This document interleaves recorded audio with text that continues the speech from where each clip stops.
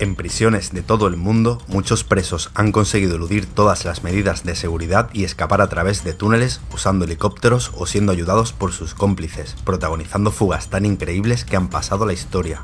Estas son las 10 fugas de prisión más sorprendentes y famosas del mundo. Número 10. Richard Matt y David Sweet. Cumplían cadena perpetua por homicidio en el correccional de máxima seguridad de Clinton. Usando herramientas eléctricas facilitadas por funcionarios de la prisión, cortaron tuberías de acero y rompieron paredes hasta llegar a una alcantarilla que les llevó al exterior. Dejaron en sus camas muñecos hechos con camisetas para engañar a los guardias y una nota que decía que tengas un buen día.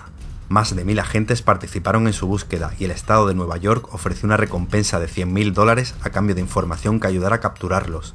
20 días después fueron encontrados cerca de la frontera canadiense. La policía acabó con la vida de Matt tras un tiroteo y David resultó herido y capturado. Número 9.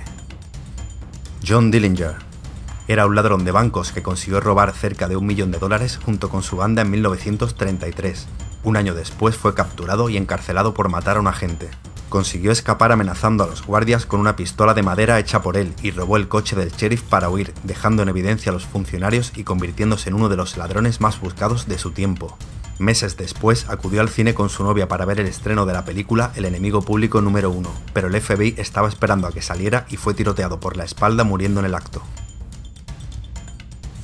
Número 8. Joel David Kaplan.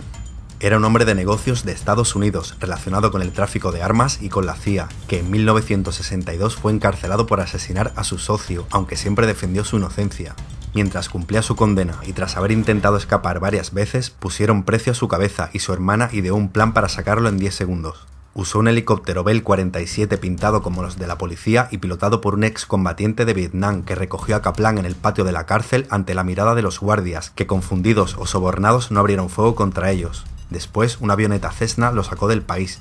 La fuga se convirtió en noticia internacional y se calificó como la fuga del siglo.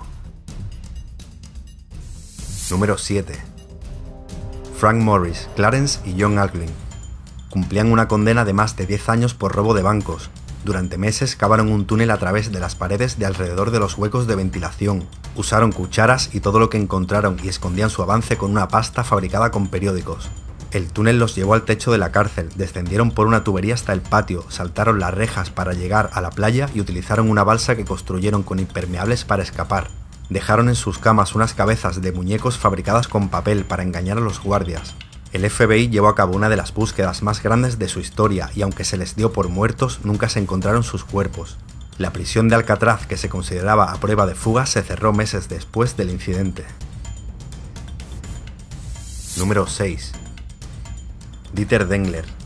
Era un piloto que voló para la Marina de Estados Unidos. Durante la guerra de Vietnam, mientras realizaba una misión secreta, su avión fue alcanzado y tuvo que hacer un aterrizaje forzoso en el que perdió la radio y gran parte de su equipo. Poco después fue capturado por la guerrilla de Pathet Lao y encerrado en un campo de prisioneros de Laos, donde lo torturaban constantemente colgándolo boca abajo y arrastrándolo con búfalos. Antes de que lo ejecutaran junto con otros compañeros, consiguió romper la pared de la cabaña donde lo retenían, llegó hasta las armas de los guardias, los tiroteó y escapó hasta la selva. Descalzo y sin alimento, consiguió llegar hasta un pueblo abandonado, donde encontró una bengala con la que llamó la atención de un avión C-130, que envió un helicóptero para rescatarlo.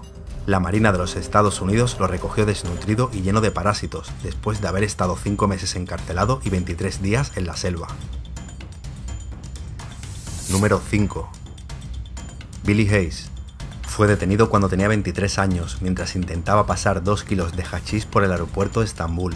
Lo condenaron a 4 años en una prisión inhumana, pero antes de que pudiera cumplirlos, aumentaron su condena a 30 años y lo trasladaron a la prisión de Inrally. Su padre usó sus influencias para intentar sacarlo de allí, pero fue inútil. Su abogado le dijo que se abstuviera de intentar escapar, pero con solo un mapa y unos $, Billy esperó al toque de queda para esquivar a los guardias y salir de la prisión. Nadó hasta un barco para conseguir un bote y remar hasta la costa, se tiñó el pelo e incluso cruzó un campo de minas sin saberlo. Después llegó a Grecia, donde fue detenido y encarcelado de nuevo, pero tras 2 semanas y un interrogatorio le enviaron de vuelta a Estados Unidos. Número 4. Michael Ballur. Le apodaron el rey de las fugas y pasó 27 años en prisión, la mayoría en celdas de aislamiento. Se fugó 5 veces aprovechando descuidos, cerrando barrotes e incluso usando llaves fabricadas por él. Cumplía una condena de 18 años por robo a mano armada y tentativa de homicidio cuando su pareja, que había participado con él en varios atracos, se formó como piloto y alquiló un helicóptero para liberarlo.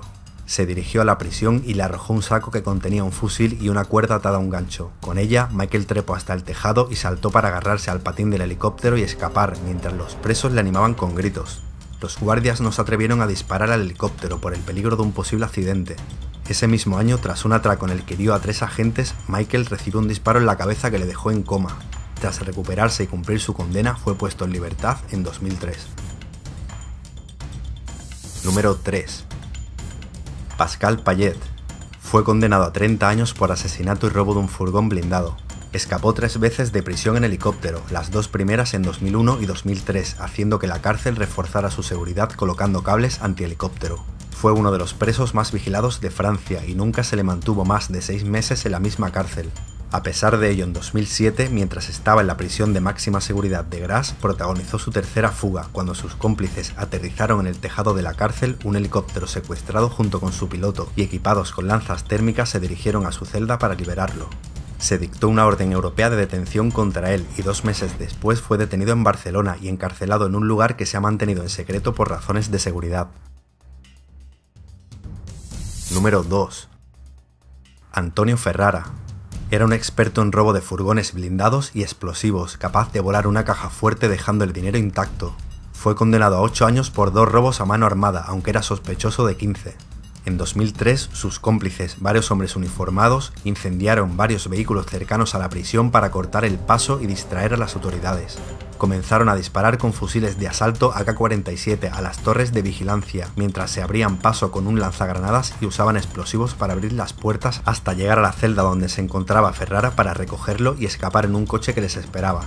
El gobierno francés calificó el incidente como una operación de tipo militar.